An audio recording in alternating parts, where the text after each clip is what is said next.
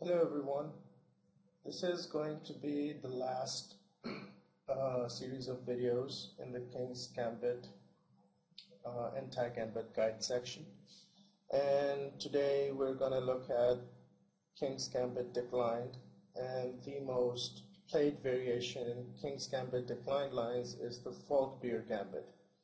So we're going to look at the Falkbeer Gambit today. Now before I begin, I must point out that there are numerous videos on this topic available on YouTube.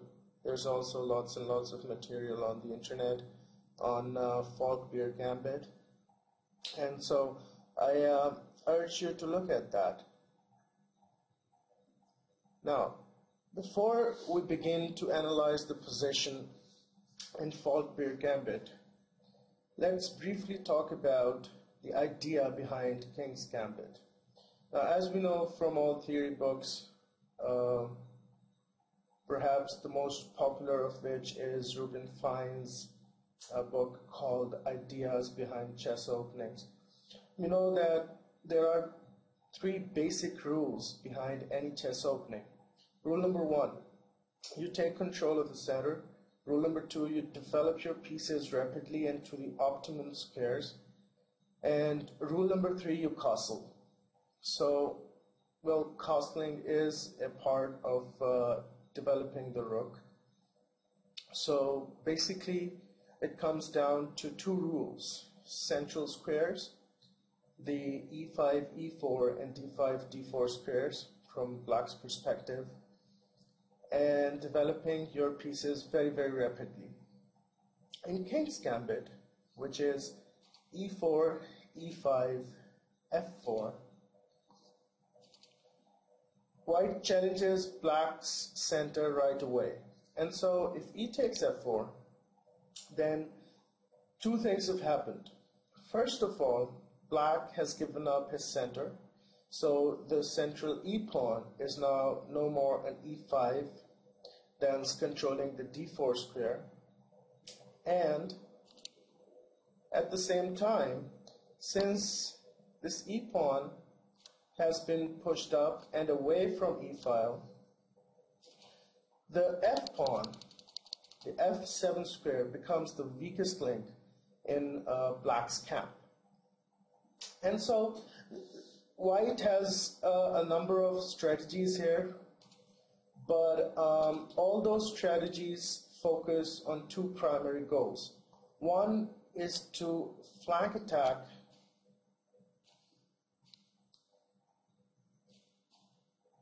the f7 square, and it's not a flank opening. King's Gambit is not a flank opening. So at the same time, the other idea that white has is to rip open both these files up and to attack the king, preventing him to castle short or long. And at some point, white wishes that black's queen comes to e7 in front of the king, and this rook on h1 or the rook on a1 can come down here to the e file, open e file, and attack the queen, thus gaining the queen. So this is the basic idea. Now, if we go back to the e4 and e5 structure, we learn that black's reply e5, which gets the most score. Another very good move is c5, which is the ultimate anti-gambit weapon, so to speak. Well, there is this Smith-Morra gambit that can be played by white if you play Sicilian defense.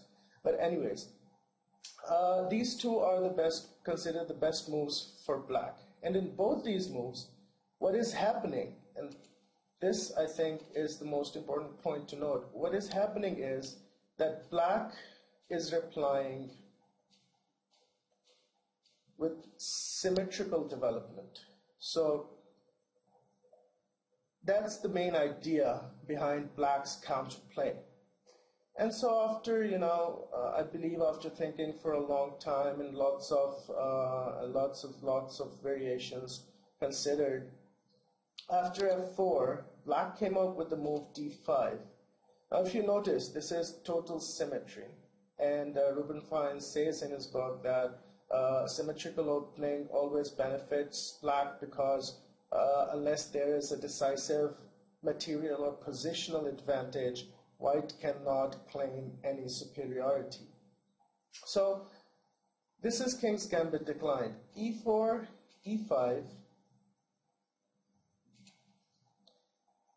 f4, d5. So you can see this is very symmetrically played, and the idea is to, instead capturing on the f4 square, is to offer a pawn instead on the d5 square. This is called the Falkbeer Gambit. Now the main line, the main continuation here is e takes d5, because if f takes e5, then the flank attack idea comes into full play. And we have seen in Chigorin's attack that queen can come to h4, thus flank attacking the king. F takes e5 is a blunder actually, because queen h4, and well, if white plays g3, then queen takes e4, check, then forking the rook with a check. And if king e2, instead king moves, then queen takes e4 again, check. And now if you calculate here deeply, white can easily win the queen. How? After queen takes e4, check, king f2, the only square it's forced, bishop c5, check, king g3, again forced, and now queen takes e5, check, and king f3, moving back because the g3 square is no longer available for the king, because the bishop on c8 has this open diagonal. So king f3, and now queen h5, check. The king has to move and the queen is gone. So f takes e5 is a wrong move. The correct move would be e takes d5. And the main continuation for black from here on is e4. Now let's pause here just for a moment and look at what black has accomplished so far.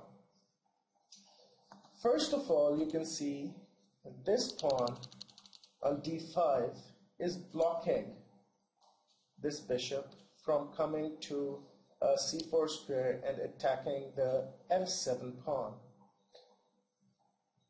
This pawn can be pushed, but then tempo is wasted. So black with this move, with the Falkbeer Gambit, counter gambit, has first of all accomplished a defense of the weakest square in his game. Number two, now if white has the idea of flank attacks from here, then black also has the ideas of flank attacks open for him now. And that's the whole point of Falkbeer counter gambit. Both these bishops are looking towards the king.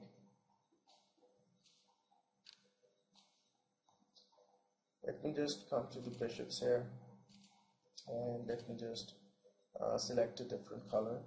So this bishop can come here looking towards the king, actually looking towards the queen. This bishop can come here looking directly towards the king. Also, this pawn can be captured very quickly. This knight can move out of the way in just one move, and then the rook can come into heavy play on these open files. So what black has accomplished here is massive counterplay for himself. With Falkbeer's Gambit, black basically replies in a symmetrical manner and secures tactical opportunities for itself perhaps better tactical opportunities than white has in this position. After e4, white can reply in a number of ways, and the main continuation here is d3, directly attacking this e4 pawn.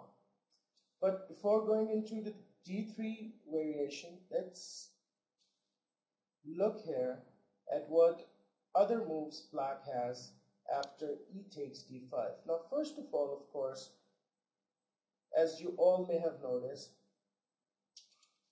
this pawn on e5 is under attack, and if black doesn't do anything about it quick, white is going to capture.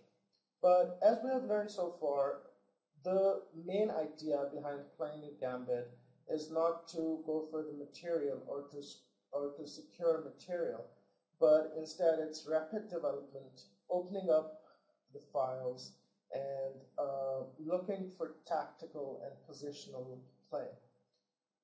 One of the continuations here is, instead of e4, it's c6. And so in a very systematic way, black is offering another pawn to white. And if white takes, then of course knight takes. Now this knight is very active here, and at some point when the e5 pawn is taken, this knight can jump into the ideal square of e5, which is a central square for black in this position.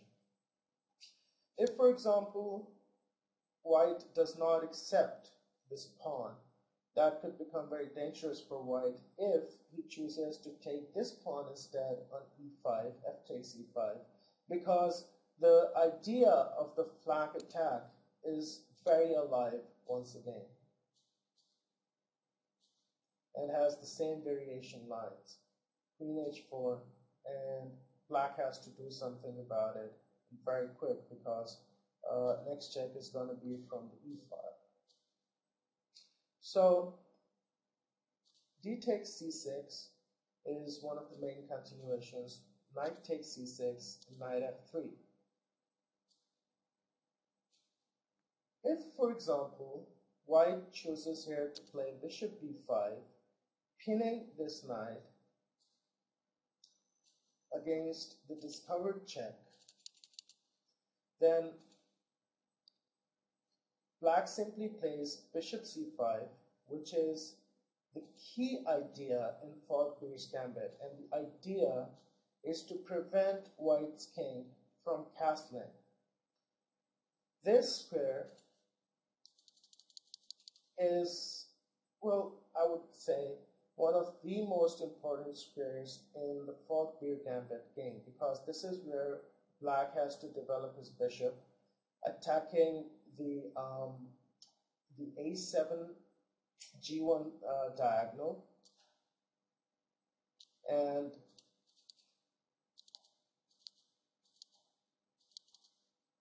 preventing the white king from castling. So if white plays bishop b5, then we simply develop our bishop to c5, the ideal square. Knight f3, bishop g4, pinning the knight. c3, e4. Queen a4.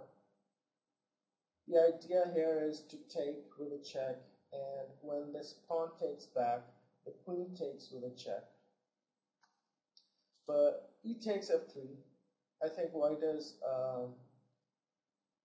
one step behind black here in this variation. So e takes f3. And now suddenly the threats are very real, because very soon this king here is going to castle towards the g square, and the rook is coming into play. The white king cannot castle because, note, this square is eyed by the bishop on c5. Bishop takes c6, and well, it's not even forced for black to recapture with the pawn, because pay attention here. when the queen captures back on c6, the queen will have access on this diagonal, and thence this pawn can be hit in some lines. So king f8, the king moves to f8 square. There are no other threats left really. d4, trying to block this square, but really too late. Queen e7, check. King f1.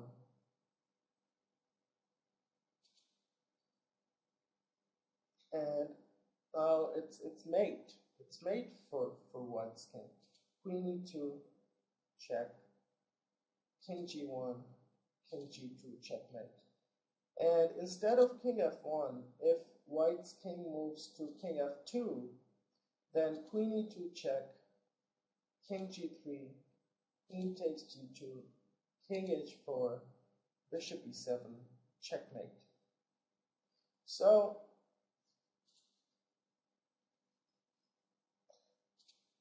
I would say knight f3 is a better continuation for white instead of bishop b5. After knight f3, black would simply push the pawn up to e4 because the pawn is under attack. Knight e5, bishop c5. Again, developing this bishop on this square is extremely important in Falkbeer's Gambit lines. c3.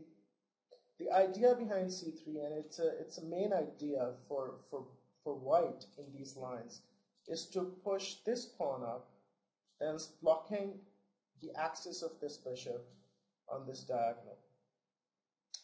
Knight f6, d4, e takes d4 en passant. Knight takes c6, bishop takes c6, bishop takes d3, castle kingside.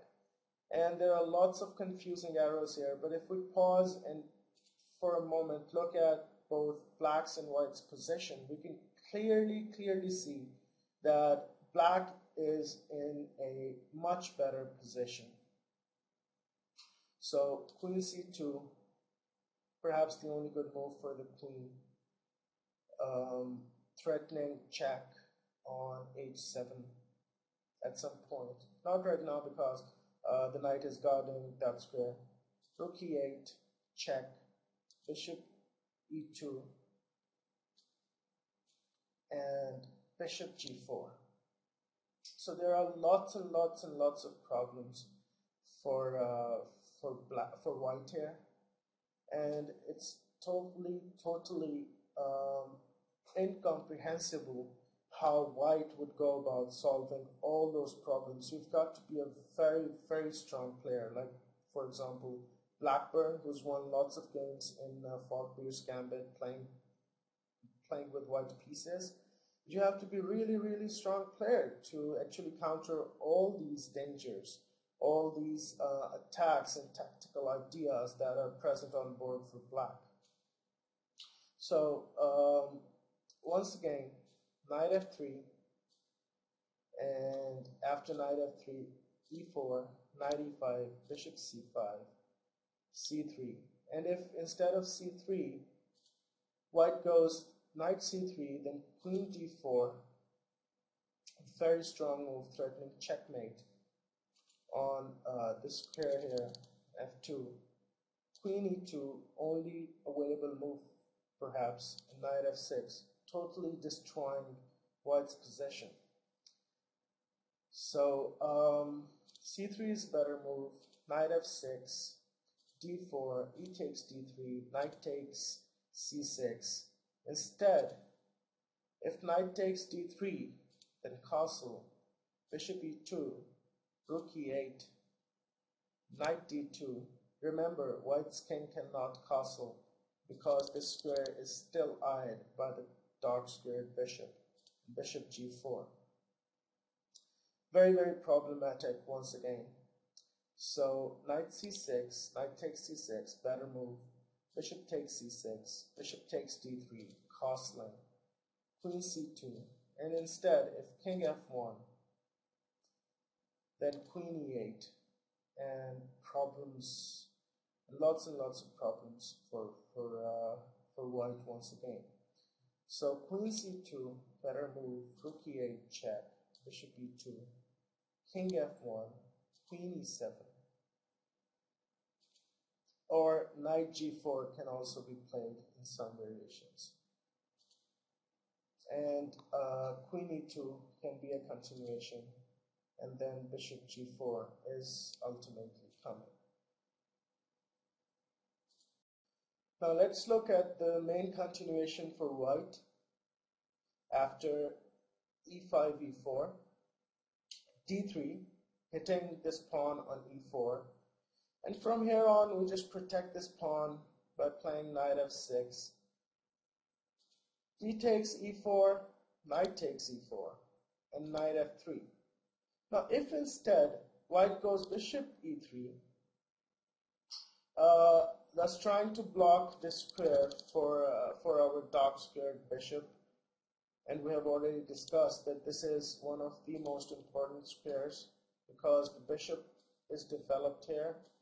Black develops his kingside bishop here, thus attacking the g1 square and preventing white's king from castling.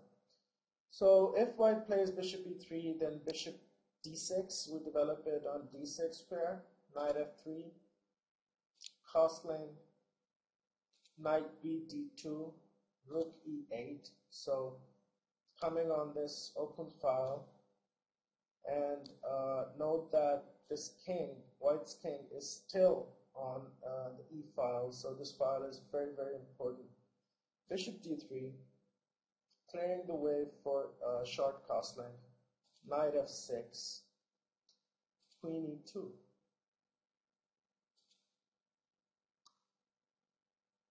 Because if white now castles, this bishop is gone.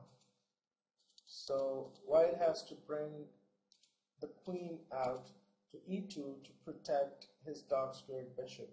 Instead, if king f2, then the whole point is lost. After king f2, knight g4 check,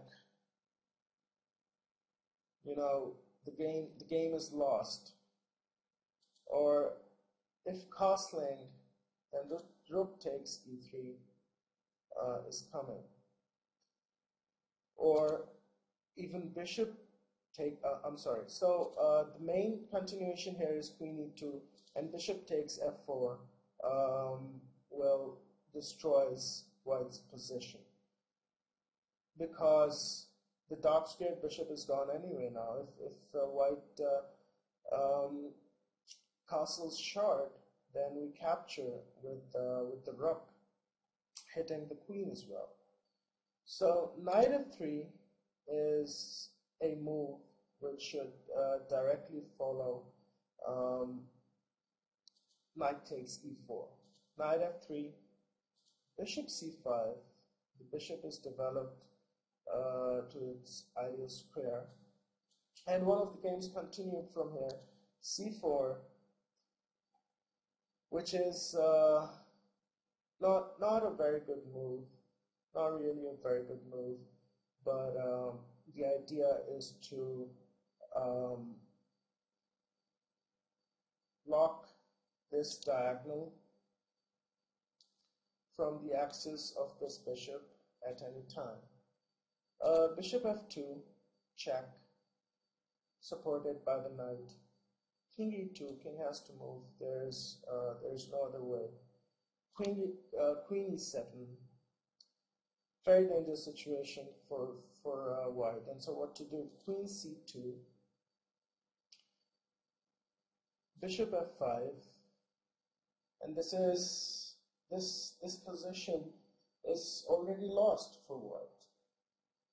And one thing that you should pay attention to is the king's gambit supports both flank attacks as well as the straight attacks. So we can see the bishop coming here. We saw this bishop go from here to here. At the same time, this queen is hitting the open e file. The rook can come into play. very easily. So both flank and straight attacks are happening. Queen a4, check. I don't know what white is thinking right now, but I would, I wouldn't like it so much if I were playing this position with white pieces. Knight d7, easy block. Queen a3, bishop c5, b4, knight c3, check. King d2, queen e3, checkmate. This is the game in Falkbeer's Gambit. And so we have discussed some variations. And from here, from all this analysis, it looks like Falkbeer Gambit makes white lose by force, but that's not the case. White can actually find many solutions. One of which is to mobilize his queen early in the play to bring it to e2 square. And we'll look into some other variations and some of the games, some of the famous games that we played in Falkbeer's Gambit in some of the next videos. Thank you for watching. Well, this is a game played between Zuzep Polgar and Boris Spassky. Spassky was playing white here. This is a very instructive game and shows what a strong player can do in the Falkbeer counter gambit and how he can play this gambit well. The game went like this: e4, e5, f4, d5, e takes d5, c6. So Polgar offers the c pawn right away. Knight c3. Now Spassky does not accept this pawn. Instead, he brings his knight out to c3, develops immediately. E takes f4, knight f3, bishop d6. Now, we have already stated that the best pair for bishop is c5, but here Spassky has a clever idea. Spassky can push the d pawn up to the fourth rank instantly because this knight here on f3 is guarding the square, so the bishop cannot take. And that is probably why Ms. Polgar did not develop her bishop to c5 square. So anyways, bishop d6, d4. And this is a main idea that we have also studied in the Quaid Gambit and in the Bezier defense as well, to push the d pawn up to the fourth rank. White often does that. Knight e7, d takes c6. Now that this pawn is threatened, Spassky takes. Knight b takes c6, d5, hitting the knight. Knight b4, bishop c4, bishop f5, bishop b3. Now the point of the move bishop b3 is to bring the bishop to a4, then checking the black king. And there are no other moves for black but to bring this bishop back to d7, which looks pretty bad. And that is why Zuzep Polgar chooses to castle, which is quickly followed by a castle by Boris Spassky himself. And I think from here on, both sides have equal chances, but Boris Spassky is a much stronger player than Zuzep Polgar, and so he manages to win. Bishop g4, knight e4, knight f3, c3, knight a6, bishop c2, bishop c7, knight f2, bishop takes f3, queen takes f3, knight e3, bishop takes e3, f takes e3, knight g4, queen g5. And so Spassky is defending very, very calmly in this position and is coming up with excellent ideas over the board. So there are no real threats for the black's king, who is resting on G1 square, and the rook also is lined up on the semi-open f file. So there is lots and lots of counterplay for white. And the game went on. Rook A E1, Rook A E8, King H1, preempting the possibility of an attack on this diagonal. E2, Rook takes E2, Rook takes E2, Queen takes E2, Queen takes D5, Bishop B3, Queen D7, Knight E5, Bishop takes E5, Queen takes E5, Knight C7, H3, C8, Queen E7, King H8, Rook takes F7, Rook takes back, Bishop takes F7, B6, B4, A5. And I think it's pretty remarkable that Suzy Polgar has managed to play thus far with somebody like Boris Spassky.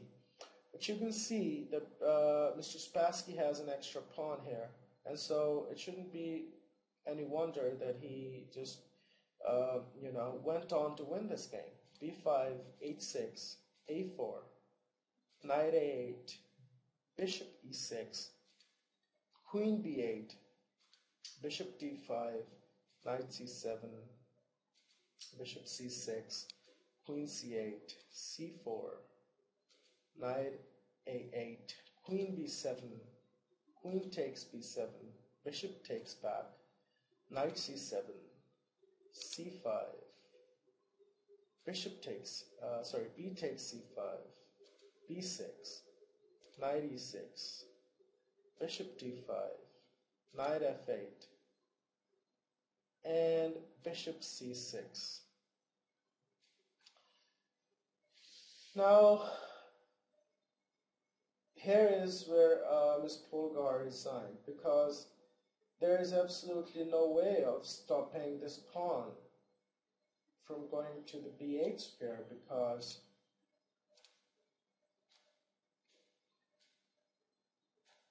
the D7 pawn, D7 square is guarded by the bishop. So this is an example of a very strong play from white side.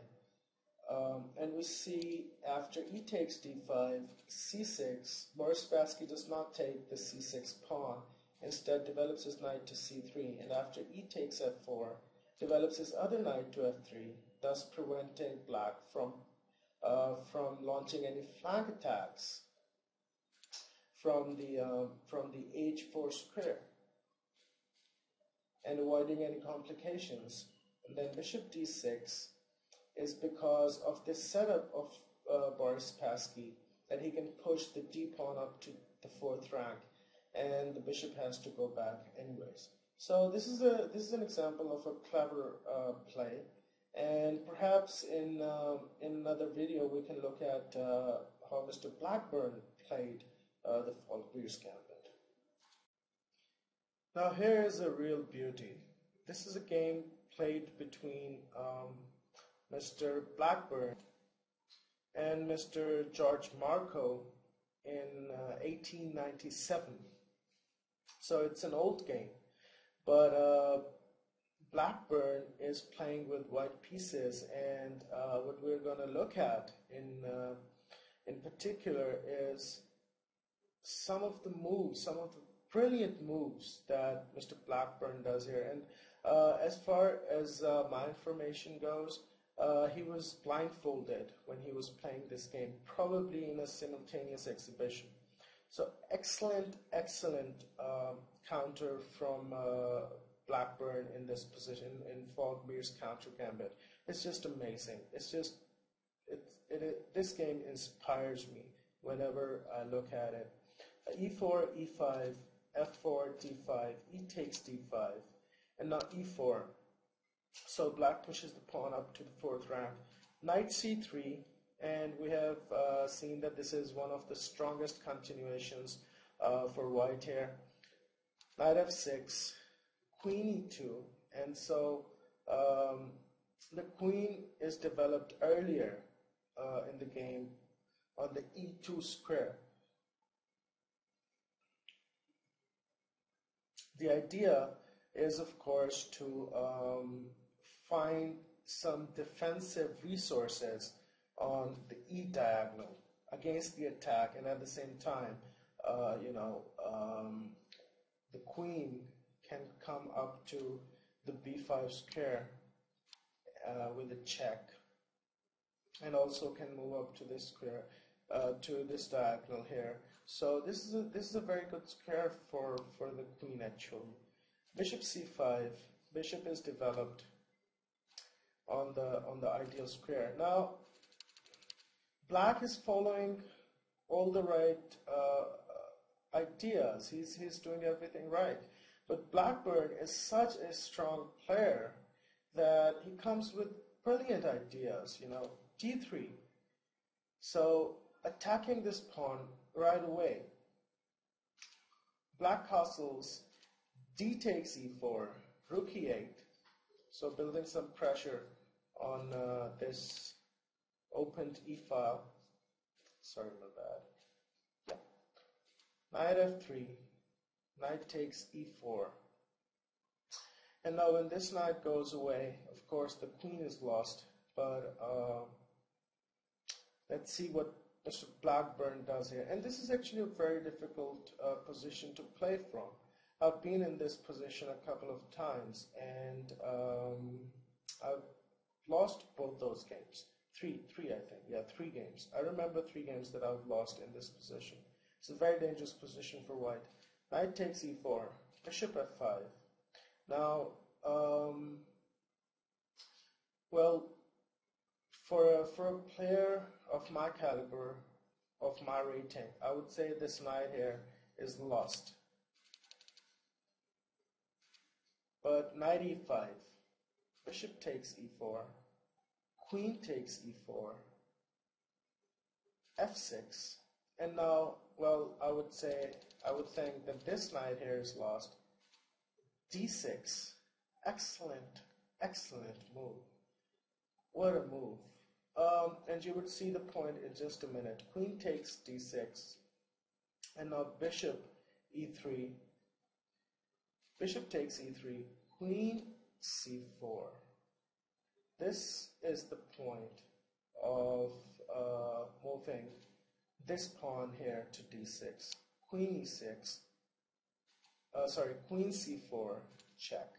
And suddenly, black realizes that if he moves his queen away, his king away to H8, then knight F7, and the queen is lost.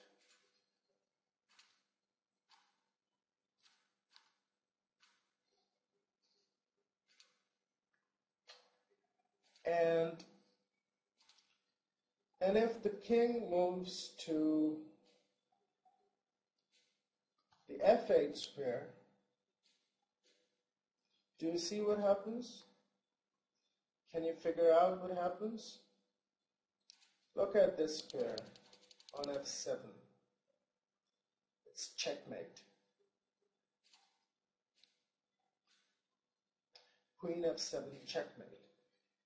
And so this is brilliant, this is amazing play by Mr. Blackburn. And so there is no other move left but Queen E6 to exchange the queens. And so queens come off the board, and rook takes back, bishop C4, and this rook is gone as well. F takes E5, bishop takes E6, king F8, bishop C8, A5, trying to free the rook. F takes e5. Rook a6, mistake. Rook f1, king e2, rook f3, bishop d4, castles, long, knight c6, and this is the decisive blunder. Bishop takes b7, and black resigns. Now this is an excellent example of a strong play here. Pushing the d-pawn up to the 6th rank, and queen takes d6, then bishop e3.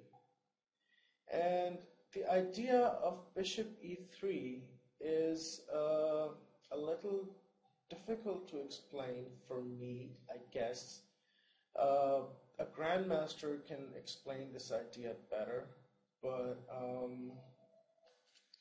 and so one possible explanation that I came up with after deeply analyzing this move is, if instead of bishop e3 queen c4 is played, then note that this bishop is locked on the c1 square, and white's king cannot castle anymore. So queen e6, queen c4 check, and queen e6, and queens come off the board. But here, this bishop on c5, which in the variation that Blackburn played, has not taken on the square e3, and thence this knight here on e5 is lost because the knight cannot move, the king cannot really move to lose, or he would lose his castling rights. And so one of the moves perhaps would be to bring this bishop here, but then this knight is gone, and what else to do? You know, there's no point in just moving the king around, because anyways this knight is gone. So instead of playing this variation, in which the knight is lost here, and the white king would probably come under heavy pressure, Blackburn played bishop e3 right away, giving back a piece, and bishop takes e3. And now note that this bishop is blocking this diagonal, which was otherwise open for the black rook. So bishop takes e3, and now queen c4 check, queen e6, queen takes e6, rook takes back, bishop c4 with the tempo. F takes e5, fine, bishop takes e6, king f8, and bishop c8, a5, f takes e5, rook a6, rook f7, rook f1, king e8, rook f3, bishop d4, and now castling long, thence bringing this rook into play right away within one move. Knight c6 to protect, but this is a mistake. Bishop takes b7, the game is over. I hope you liked this game. I have become a huge fan of Mr. Blackburn after watching this magnificent blindfold play. And finally, to finish the Falkbeer videos off, this is a game, beauty of a game, between Spielman and Tarash. It was played in 1923, so it's a relatively new game. And it's an excellent example of correct play from black. So e4, e5, f4, d5. This is the Falkbeer's Gambit, when black, instead of accepting the f4 pawn, offers another pawn on d5. E takes d5, main line, e4, again main continuation, d3. So attacking this pawn right away, knight f6 to protect, d takes e4, knight conveniently comes to the best available square, taking on e4, knight f3, bishop c5. Now bishop is developed to its ideal square, preventing the white king from castling. Queen e2. Queen is developed on e2 square. Now we saw this was a good square for the queen in the previous game. Bishop f5, g4, and here Tarash, playing very cleverly and showing his deep positional analysis capabilities, sacrifices this bishop, and instead of protecting it and retreating, castles short. Now, of course, as we would see later in the game, after giving up two minor pieces, he gains a rook, and thence material is equalized. G takes f5, rook e8, coming on the main and most dangerous open file in Falkbeer's Gambit. This is an idea that you should always look for when you're playing Falkbeer Gambit as black. Bishop g2, knight f2, knight e5, defending the queen, otherwise the queen is lost. Knight takes h1, so the rook is gained, and bishop takes h1. Now, as I said before, two minor pieces are gone, but Tarash gains a rook. So the material is almost equalized. Knight d7, knight c3, f6, hitting this knight here. Knight e4, because this knight cannot move or the queen is lost, so the other knight comes to protect the queen this time. F takes e5, knight takes c5. Since black's own pawn is on this file blocking the rook, the knight can take c5. Material is equalized once again. Knight takes c5 and f takes e5. Queen h4, check. King f1, rook f8, king g1, queen d4. Now, if we pause here for a moment, just for a moment, black has two rooks versus white's one rook, and has a knight versus a pair of bishops from white. Now, white is down material, and white has no compensation for that. His position is bad. His king is currently under check. He has these three pawns here, and this pawn on e5 is a passed pawn. But as we can see,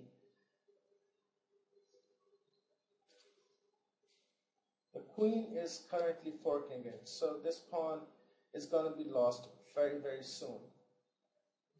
So I would say this game is pretty much lost for white, and I would hate to be in this position playing with white pieces.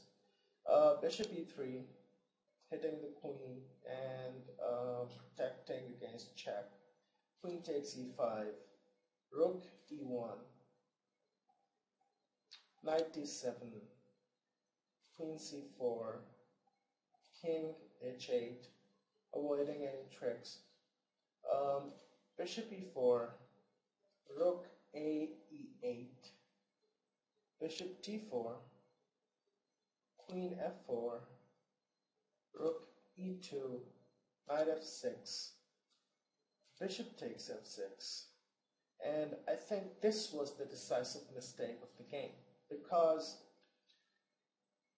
the white's king is totally exposed after the g file opens up. And with these two strong rooks on e8 and f8, white has, really nowhere to escape. So Tarash takes back happily, g takes f6, h3, rook e8, and white resigns. Now, we can clearly see here that black has no good moves left, because after bishop g2,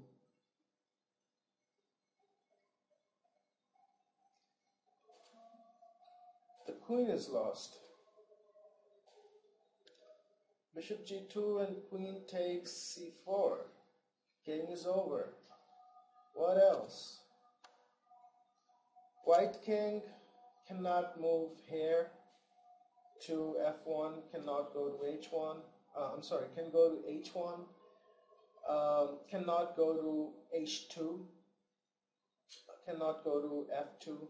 So the only remaining square is h1. But do you see what happens after king goes to h1? Queen comes to f1. And what to do here? It's checkmate in next move. So white really has nowhere to run. White cannot do anything after after rook g8. Like I said, I think the mistake was bishop takes f6. But even in this position after knight f6, white does not have many options.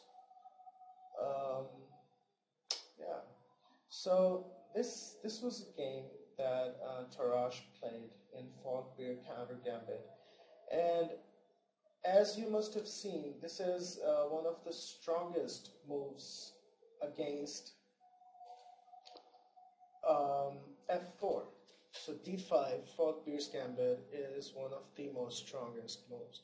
So to recap, if you're playing as black and want to accept king's gambit, I think a Bezier defense is a good idea. I like Bezier defense lines the best, and but even better is to decline and instead play a counter gambit.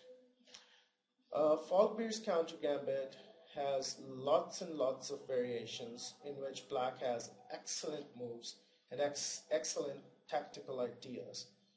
I've played a lot Falkbeer's gambit with black, and I have won almost every single game I've played with Falkbeer's counter gambit.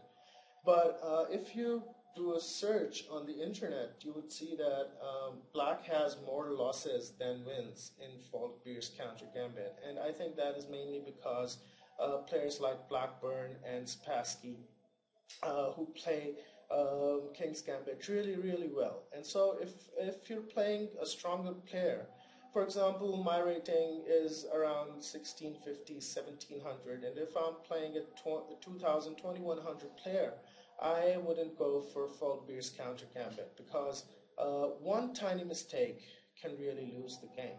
So yeah, this is pretty much it for the Falkbeer's counter gambit, and actually for the part 1 of anti-gambit guide for black, which was King's Gambit. And I hope to see you soon in part 2, and probably we would look at the Banco Gambit. Banco Gambit is one of the very few gambits which black actually offers white in a Nimzo Indians defense opening. And Banco Gambit is a very popular gambit as well. Banco Gambit, as opposed to the King's Gambit, is even popular amongst the first-class players, amongst players like Eric Kasparov, Topalov, Kramnik, Anand. These players have played Banco Gambit as well, so we will try to keep it short and sweet. And thank you very much for watching the videos. And if you want to comment, you're most welcome. And if you don't want to comment, you're most welcome as well. So this was a good exploration of King's Gambit.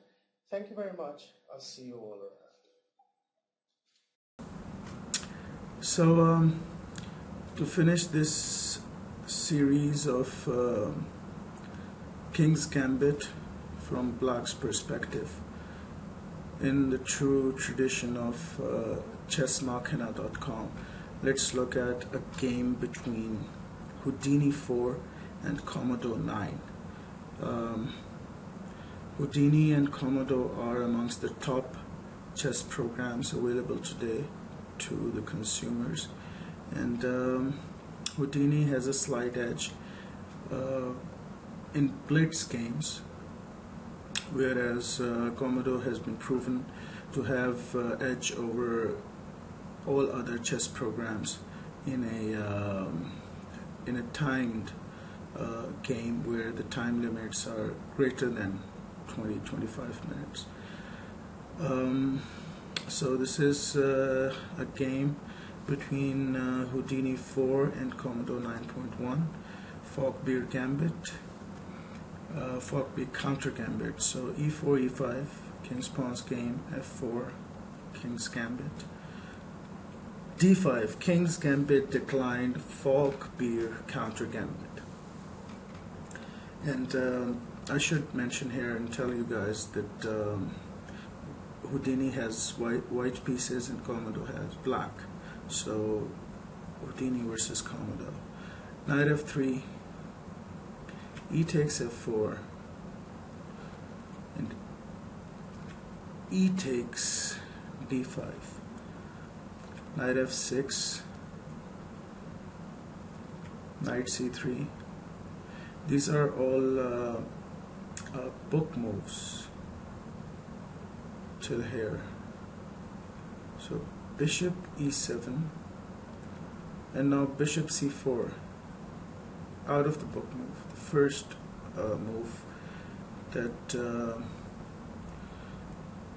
pulls white out of the book lines, and white castles, black is out of the book moves. d4, c6, d takes c6, knight takes c6, bishop takes f4, bishop g4, knight e2, knight a5, hitting the bishop, bishop d3, bishop retreats, bishop takes f3, g takes f3, knight d5, queen d2, knight takes f4, queen takes f4, bishop g5, queen g4, rook c8, h4, bishop h6, queen f5, g6, queen h3. Both of these engines are very strong, so they aren't really making any mistakes. Knight c6, c3,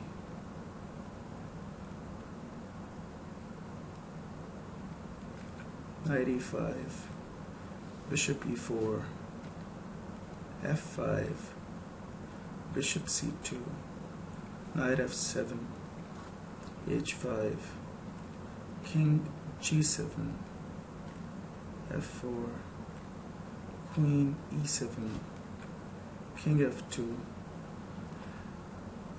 Note here that if the king castles queenside, queen will take e2.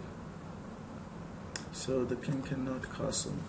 So king f2, rook c e8, rook a e1, queen d6, h takes g6, h takes g6, and queen g3, rook e7, bishop d3, a6, bishop c2, b5, a3, rook e e8, d5, and rook takes e2 check, rook takes e2, bishop takes f4, queen d3, bishop g5, king g2, bishop f6, bishop b3, bishop e5, bishop a2, rook e8, queen f3, rook f8, rook f2, rook e8, King f1, knight a6, rook h3, knight f7, queen e3, queen f6, queen d2, rook e7, rook e1, a5, bishop b3, a4, bishop c2, rook c7, bishop d3, rook c5, queen g2, knight g5, rook h e3, knight f7, bishop e2, queen d6. Now, as I mentioned earlier, both of these engines are very strong, so they're just maneuvering around, consolidating their positions, and looking for any tactical possibilities that may arise. But since these programs are almost equally matched, it's difficult to exploit any weaknesses. Bishop f3, bishop g3, rook d1, knight g5, rook e d3, rook c8, queen g1, rook c4, rook 1 d2, bishop h4, queen a7 check, king h6, queen g1, rook f4, king e2, queen e5 check, rook e3. Now this is actually the focal moment of the game. I guess both engines calculated at this point in time, and I think Commodore's calculations were a little better. As we will see, Commodore manages to win this this game. White has only one advantage right now on board, and that is its d5 pawn. Although black is down material, black has a queen, a bishop, and a rook, whereas in addition to a knight, whereas white has two rooks and a bishop. So white is down material. Black is down material. Black is down around 3 to 4 points. Looking at the pawns, 4 pawns for white and 4 pawns for black. But the advantage for black is its G and F pawns. These are both passed pawns, and these are actually extremely dangerous. So let's see the end of the rivalry, so to speak, between these two engines. Knight takes f3. Tactical combination begins. Queen h1, because of course white cannot take back either with the rook or the king. So queen goes to h1 square, rook e4. Now Houdini takes with the queen, takes the knight with queen. Queen takes f3, rook takes e3 check, queen takes e3 check, queen takes queen, king takes queen, bishop g5 check, and this is actually the point which I guess was calculated. This is where computer chess programs excel. I think Commodore calculated this move and saw that the rook, white rook, will be lost in this continuation. So bishop g5 check, king has to move, king d3, bishop takes d2, king takes d2, king g7, king d3, king f6, c4, b takes c4, king takes c4. And now obviously Houdini is trying to promote this pawn, and in fact if black's king wasn't able to cover this square here, because now it can catch this pawn. And let's calculate 1, 2, 3 and 1, 2. So black king can reach this pawn, and unless the white king comes in front of this pawn, white cannot promote this pawn. So white king has to maneuver in front of this pawn in order for it to promote. Whereas while white would be working for that, what black can do is promote this pawn with the help of this one. Let's go back just a little.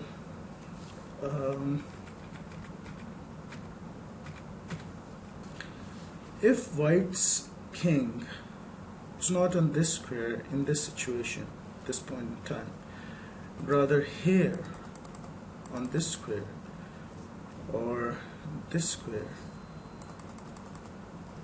and it was white to move, it would have been extremely difficult for black to be able to win. But note here that it is white to move, it is black to move, I'm sorry, and black quickly comes towards the pawn. If in this situation it were white to move and white would have pushed its pawn up, this pawn could not have been stopped. So all this is actually calculations, deep calculations. Yeah, let's look at the rest of the game. And now black pushes the pawn up at f4. White has no other way to reply but to get closer to this pawn if white wants to prevent it from queening. g5, king e4, king e7. Note that the white king cannot come here because then the black king goes here, and after white king would capture on g5, black king would capture on d5, and then continue towards these two pawns. So king e7, king f3.